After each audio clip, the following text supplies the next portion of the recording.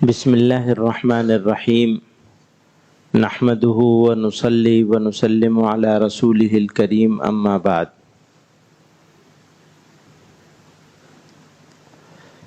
سالوں سے یہاں جمع ہو رہے تھے، وہ شمع ہی اور پروانے ہوا کرتے تھے، آج ہمارے بیچ میں نہیں ہے۔ اللہ تعالی ان کے درجات کو اپنی شان کے مطابق اعلیٰ سے اعلیٰ فرمائے اور ہم لوگوں کو ان کے راستے پہ چلنے کی توفیق عطا فرمائے۔ بیان تو حضرت کا ہونا ہے، اور میں نے حضرت مولانا سلمان صاحب سے بہت درخواست کی تھی کہ میں بیان کا آدمی نہیں ہوں، لیکن حکم ہوا کہ کچھ دو چار باتیں کہہ دو۔ تو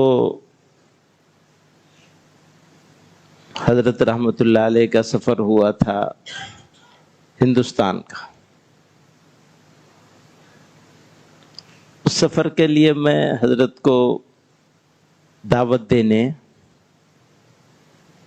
مکہ مکرمہ حاضر ہوا تھا۔ حضرت نے منظور فرما لیا، سفر کا نظام بنا، تو مسجد عبد النبی میں حضرت کا جمعے سے پہلے بیان رکھا گیا، یا جمعے کے بعد، یاد نہیں ہے، شاید جمعے کے بعد ہوا، نہیں جمعے سے پہلے ہوا تھا۔ تو کچھ کلمات کہنے کا مجھے موقع ملا تھا حضرت کو دعوت دینے کے لیے۔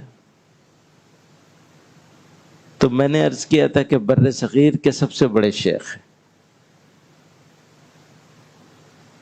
بعد میں پتہ چلا یہ تو عالم اسلام کے سب سے بڑے شیخ ہیں۔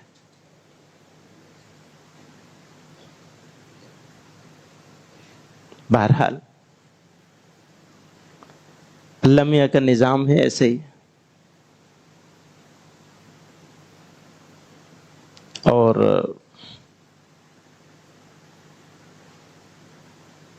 بہت جذباتی بات کہنا نہیں چاہتا ہوں، دل میں جو باتیں ہیں وہ زبان پہ نہ آئیں تو بہتر ہے، لیکن ایک بات بالکل واضح ہے کہ ایسا لگا جیسے سر سے سایہ ہٹ گیا۔ اب شخصیت تھی، ان کے ساتھ ہماری محبت ہی ہے اور رہے گی، اور یہ محبت ہمارے لیے، ہمارا یقین ہے کہ ہماری یہ محبت ہمارے لیے باعث سعادت ہے اور سرمایہ ہے اور نجات اخروی کا ذریعہ ہے، کیونکہ یہ محبت ان سے کسی اور چیز کے لیے نہیں تھی، اللہ کے لیے تھی۔ اب اس محبت کا تقاضے کیا کیا ہو سکتے ہیں، اس پر روشنی تو شیخ ڈالیں گے، حضرت مولانا سلمان صاحب ڈالیں گے، اور یہاں سب بڑے بڑے لوگ موجود ہیں، ان میں ایک چھوٹا آدمی ہوں۔ لیکن ایسا سمجھ میں آتا ہے کہ اگر واقعی ذرا محبت ہے دل میں، تو ہمیں اپنے اوپر محنت کرنی ہے، اور اس پر محنت کرنی ہے، اس سلسلے پر جس کے لیے انہوں نے اپنی زندگی قربان کی۔ ان کا گھر، ان کا در، ان کا آرام، ان کی راحت، وہ اس کام میں تھی۔ تو اگر محبت ہے تو ہم سے اس محبت کا تقاضا کیا ہے، بس اس کے اوپر نظر رہنی چاہیے۔ یہاں پہ سب سالکین موجود ہیں اور سلسلہ عالیہ نقشبندیہ میں بھی ایک بات اور کہنے کو جی چاہتا ہے کہ حضرت امام نقشبند رحمت اللہ علیہ سے نسبت ہے اس سلسلہ عالیہ کی، انہی کی مطلب نسبت سے مشہور ہے۔ نسبت تو حضرت ابو بکر صدیق کے واسطے سے جناب رسول اللہ صلی اللہ علیہ وسلم کی نسبت ہے۔ تو لیکن ایسا سمجھ میں آتا ہے کہ شاید صدیوں میں اللہ نے اتنا کام اور اتنی وسعت کا کام کسی سے نہیں لیا ہوگا جتنا حضرت رحمت اللہ علیہ سے لیا ہے. عجیب بات ہے مطلب، اور عصر حاضر کے تقاضوں کے مطابق. تو تجدیدی کارنامہ تھا یہ، یعنی خانقاہوں کا، مشائخ کا کام کرنے کا جو طریقہ تھا، اس طریقے میں عصر حاضر کے تقاضوں کے مطابق اس کو، اس کے پریزنٹیشن کو، اس کے کیا کہیں، الفاظ نہیں ہیں لیکن سمجھ رہے ہیں آپ لوگ. تو اللہ تعالی آپ نے اپنی جماعت میں الحمدللہ حضرت رحمت اللہ علیہ کی محنت سے ایک جماعت تیار ہوئی ہے. یہاں موجود ہیں لوگ، ان میں سے آدھے سے زیادہ لوگ موجود ہیں الحمدللہ. جو نہیں موجود ہیں وہ بھی کام میں لگے ہوئے ہیں، کسی کسی مجبوری کی وجہ سے سب نہیں آ پائے، لیکن اب موجود ہے جماعت. اور یہ جماعت اگر بے فکر ہو جائے گی اور ذمہ داری کو اور زیادہ آگے بڑھ کے نہیں سنبھالے گی تو حق ادا نہیں ہوگا. حالانکہ حق پھر بھی نہیں ادا ہوگا، حق ہم لوگ نہیں ادا کر سکتے. جتنا فائدہ اٹھایا وہ اس ایک مجلس سے جو بدلاؤ آتا تھا، تو اس بدلاؤ کو زندہ رکھنا ہے، باقی رکھنا ہے، وہ مشن سے جڑے بغیر نہیں ہوگا. تو میں یہی درخواست کروں گا. اور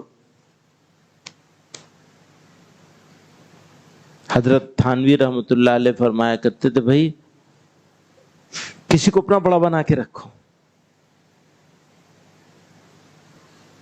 وہ تفصیل ہے، وہ میں نے اس کا مختصر اختصار سے عرض کیا، مطلب ایک جملہ بنا دیا اسے. کسی کو اپنا بڑا بنا کے رکھو اور کبھی موازنہ مت کریے گا، کبھی موازنہ مت کریے گا. سمجھ رہے ہیں آپ میری بات؟ جو ہیں ان سے فائدہ اٹھائیے. اور بڑا بنانے میں بڑی نجات ہے، بہت فائدہ ہے. اللہ تعالی ہم سب کو کام کرنے کی، کام کے ساتھ لگے رہنے کی، اس سلسلے عالیہ نقشبندیہ کے کام کو حضرت رحمت اللہ علیہ نے، حضرت نے جہاں تک پہنچایا اس کو آگے بڑھانے کی فکر کرنے کی.